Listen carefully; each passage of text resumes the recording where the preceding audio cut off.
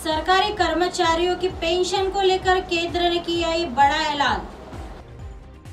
नमस्कार, मैं हूं आपके साथ सोनल और आप देख रहे हैं MNS न्यूज नेटवर्क। तो आइए खबर जानते हैं विस्तार से।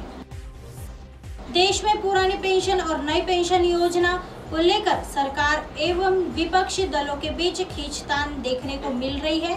प्रत्येक गैर भाजपा शासित राज्यों में विपक्ष ये मुद्दा उछाल रहा है। कांग्रेस ने हिमाचल प्रदेश के विधानसभा चुनाव में पुरानी पेंशन को बड़ा मुद्दा बनाया था तथा सरकार बनने के पश्चात इसे लागू करने की घोषणा भी कर दी है।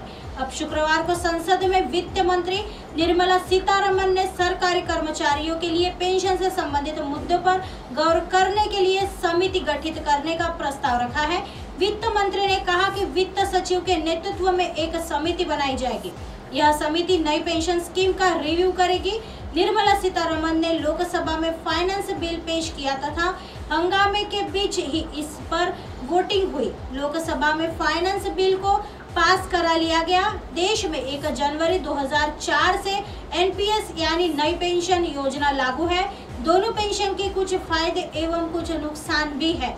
पुरानी पेंशन योजना के तहत रिटायरमेंट के वक्त कर्मचारी के वेतन की आधी राशि पेंशन के तौर पर दी जाती है, क्योंकि पुरानी योजना में पेंशन का निर्धारण सरकारी कर्मचारी की अंतिम बेसिक सैलरी और महंगाई दर के आंकड़ों के मुताबिक होता है। इसके अतिरिक्त पुरानी पेंशन योजना में पेंशन के लिए कर्मचारियों के वेतन से कोई पैसा कटने का प्रावधान नहीं है।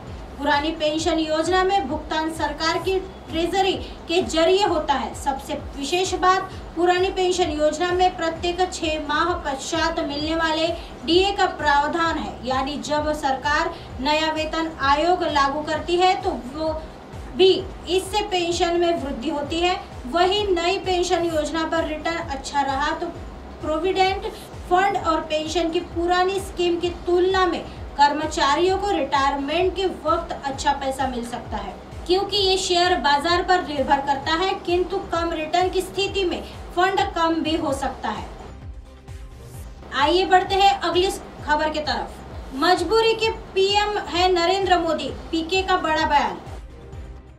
पीएम नरेंद्र मोदी को लेकर चुनावी रणनीतिकार प्रशांत किशोर ने बड़ा बयान दिया है। उन्होंने कहा कि जनता ने विकल्प नहीं होने की वजह से मजबूरी में नरेंद्र मोदी को 2019 में प्रधानमंत्री बनाया। लोग विकल्प तैयार करें एवं किसी और को प्रधानमंत्री बनाएं। प्रशांत किशोर ने वादा किया है कि उनकी टीम इसमें अपनी पूरी ताकत लगाकर लोगों की सहायता करेगी।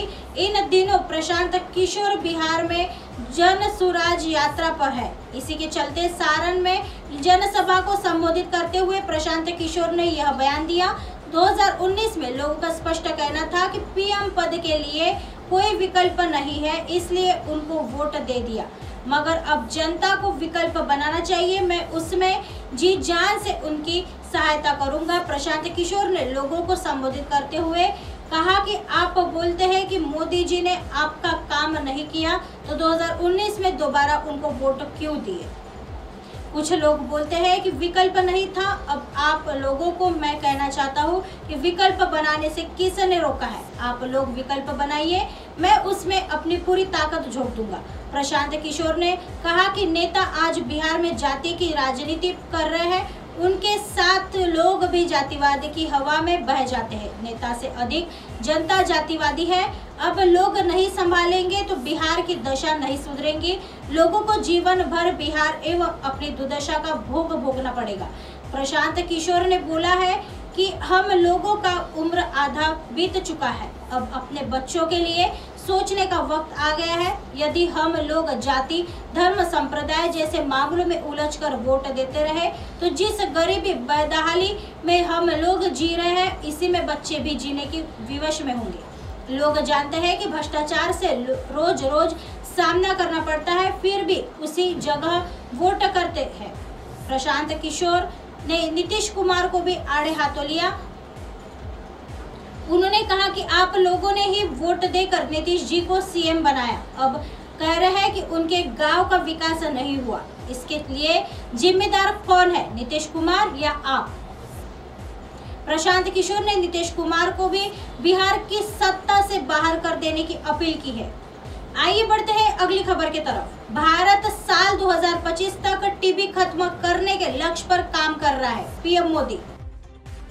शुक्रवार को पीएम नरेंद्र मोदी जी ने कहा कि काशी इस बात की गवाह देती है कि चुनौती चाहे कितनी ही बड़ी क्यों ना हो, जब सबकी कोशिश होती है तो नया रास्ता भी निकलता है। इसके साथ ही उन्होंने भरोसा जताया कि टीबी जैसी बीमारी के खिलाफ देश की वैश्विक संकल्प को काशी एक नई ऊर्जा देगी। वे विश्व क्षय रोग टीबी दिवस के अवसर पर अपने संसदीय क्षेत्र में स्वास्थ्य और परिवार कल्याण मंत्रालय तथा संयुक्त राष्ट्र समिति समर्थित संगठन स्टॉप टीबी पार्टनरशिप द्वारा आयोजित वन वर्ल्ड टीबी समिट को संबोधित कर रहे थे। प्रधानमंत्री मोदी ने कहा, आज भारत में टीबी के मरीजों की संख्या कम हो रही है। कर्नाटक एवं जम्मू कश्मीर को भी टीबी मुक्त अवार्ड से सम्मानित किया गया है। मैं इस सफलता को प्राप्त करने वाले लोगों को बहुत बहुत बधाई देता हूँ। नया भारत अपने लक्ष्यों को पूरा करने के लिए जाना जाता है। भारत ने ओपन डिफेक्शन का संकल्प लिया और उसे हासिल करके दिखाया। भारत ने सोलर पावर जनरेशन कैपेसिटी का लक्ष्य भी समय से पूरा करके दिखा दिया। आगे प्रधानमंत्री मोदी जी ने वाराणसी में कहा, भारत अब वर्ष 2025 तक टीबी समाप्त करने के लक्ष्य पर काम कर रहा है।